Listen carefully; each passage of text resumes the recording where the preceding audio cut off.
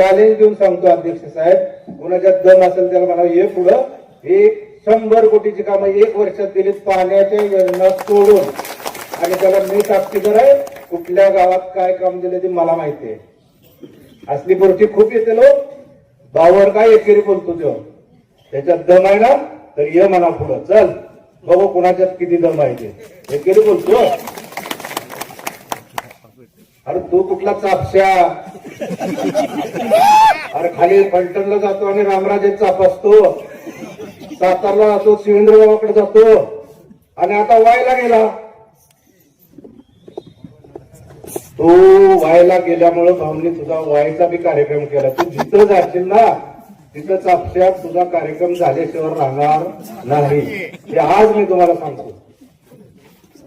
बरेच दिवस झाले ते चाललंय नाटक. विधानसभेला हा चापशा कुठल्या पार्टीत होता?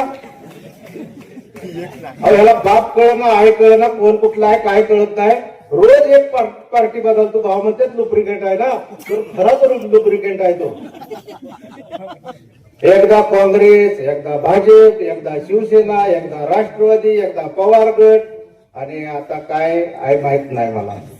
मी तुम्हाला खात्रीने सांगतो की गेल्या दिवाळीच्या निमित्तानं त्याने शुभेच्छा दिल्या होत्या आणि म्हणला होता आम्ही 18 लोकांचं आमचं कुटुंब आहे आणि आमचा 18 लोकांचा आत्मा एक आहे. आता त्याच्यात दम होता तर आत्मा एक होता तर तू कशाला भाजपचे चिन्ह उभं राहिला? त्याचा स्वतःचा भाऊ सातारमध्ये जातो, भाजपचे चिन्ह उभं राहतो, तिथं नगरसेवक होतो, भाजपचं नाव गेलं का तुमचं होतंय का? मग अतिशय लबाड, अतिशय ढोंगी आणि लोकांना फसवणार. रोज एक काहीतरी वेगळं सांग. काल 10 लाखाचं का उद्घाटन घेतलं, अरे 10 कोटीचं माझ्या वहिनीनं आज उद्घाटन घेतलं. आज तू काय सांगतो? तुम्हाला हेच सांगतो, जो माणूस भाऊंच्या बोलला ना त्याला आम्ही सोडणार नाही. कुठलीही किंमत मोजायला लागू द्या. तो काय बोलतो भावावर एकेरी? आम्ही आहे का अजून समोर त्याला? तुझ्यात दम आहे ना, तू कशाला पळतोस दुसरीकडे? तूच लढ ना, तुझ्यात दम आहे तर कशाला पुतण्याला पुढे करतो उभा? मी तुम्हाला आज सांगतो की तो इतका लबाड आहे ना की आज म्हणणार मी टेंबूचं पाणी आणलं अध्यक्ष, उद्या म्हणणार मी ही आणलं, खासदाराचं नाव लावलं, आमदाराचं नाव लावलं. काही नाही करत. ते दुसऱ्याचं फक्त वाजवायचं, टमकं वाजवायचं काम त्याच्याकडे आहे, दुसरं काय नाही.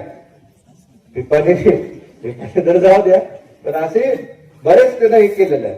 बँकेत लावतो, कुर्ला नागरिक लावतो, अमक्यात लावतो. आता जेव्हा बापाच्या गिऱ्हाईक लावतो म्हणजे बँक ही सर्वसामान्य शेतकरीची आहे. सर्वसामान्य शेतकरी त्या बँकेचा सभासद आहे.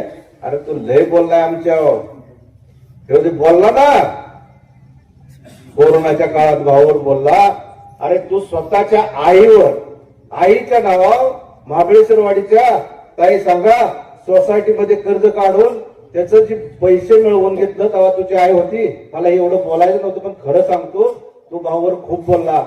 मड्याच्या टाळूवरचं लोणी खाल्लं म्हणला ना. अरे तू सांग ना जाहीर की तू नाही घेतलं म्हणून अनुदान. आपण काय बोलतो, आपण काय बोलतो त्याच्यावर आपलं भान पाहिजे.